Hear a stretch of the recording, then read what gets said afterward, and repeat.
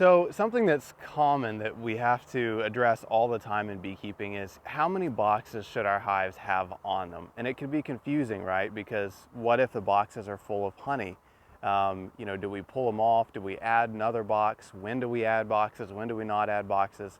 Let's not worry about what to do the rest of the year. Let's just worry about what do we do right now. So in the fall, going into winter, but it's still warm outside. The bees are still raising brood. How many boxes do we need on our hive? So I'm not worried about swarming this time of year at all. I mean, the hives are in shutdown mode. They are not in swarm mode. So unless you're in, Florida, then I'm not going to be worried about swarming. If you are in Florida, then stick with that 80% full, add another box rule for the next couple of months. But if you're not in Florida, I'm not worried about my bees swarming.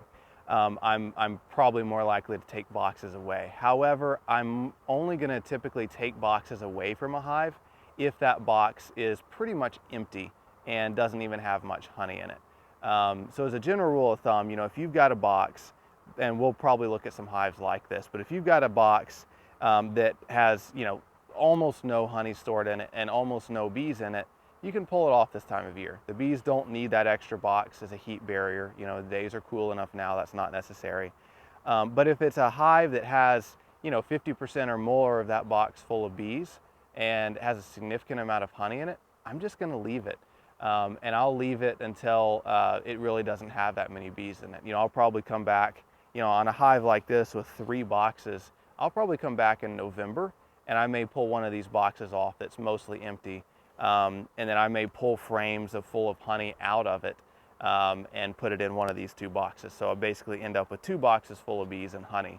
But let's take a look at this hive really quick, just for the sake of argument, and see if we need to take off a box or not. Because if it's mostly empty, then I'm going to go ahead and pull it off. If it's not, I'm not going to pull it off. So right off the bat, there's our little gauge, right? Bees all over the inner cover. Always a good sign. So as I look at this hive, it's got quite a few bees in it. You may not be able to see that too well, but it's got, my goodness, probably 8 frames of bees in it, and it's got about 40 pounds of honey. Something I like to do is I often like to look at my hives from underneath, and I can see really well how many frames of bees there are. Sometimes looking from the top, they run down really quickly, but if you look from the bottom and you can't see daylight between these frames, you know that, oh, that's completely full of bees. And that's a quick and easy way to kind of count frames of bees. This hive, I can also oftentimes see how much brood they have by looking at the underside. Because I can see right now, they've got 2 frames of brood up in this very top box, and the rest is honey. Sometimes it's easier to see what's going on from underneath. The only disadvantage is you've got to heft that box up, but sometimes I'll do that instead of pulling frames out to get a quick look on the frames of bees and frames of brood. And they've got 2 beautiful frames of brood, and I'll show you the brood just because we're out here, why not?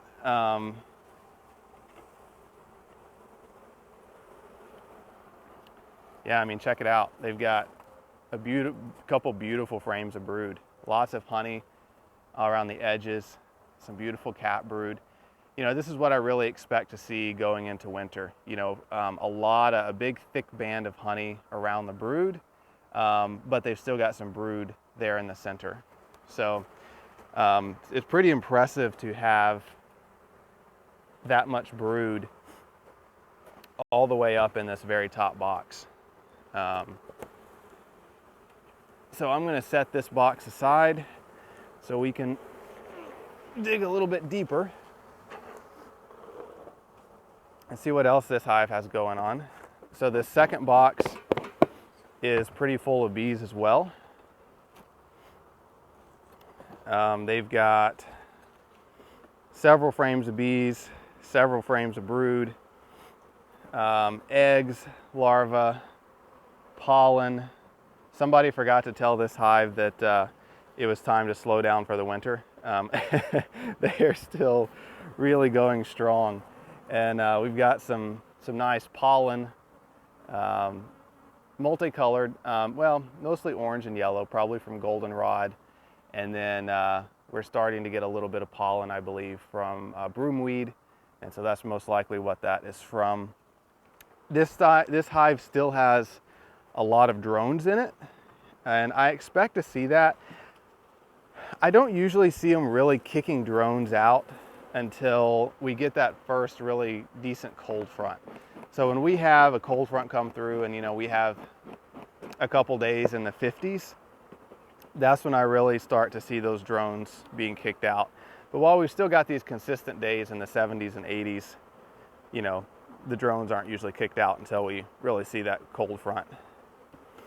So the rest of this box is pretty much honey. So they had 2 frames of brood in the very top box, 2 frames of brood up in the second box, and the bottom box looks full too. So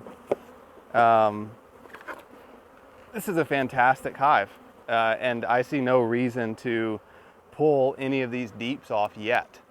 As the winter progresses, the bees are naturally going to start clustering into a couple of these boxes, and I'll probably come back. We'll see what they look like in November, but I may come back in November and consolidate all the bees and brood, all the bees and honey into just 2 boxes so they can overwinter.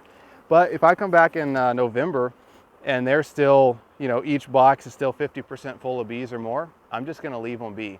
The only time I really am eager to pull a box off completely is if it's empty, and then it's just dead space for the bees to take care of over the winter. So as long as they stay relatively full of bees, you know, that third box may sit there all winter long.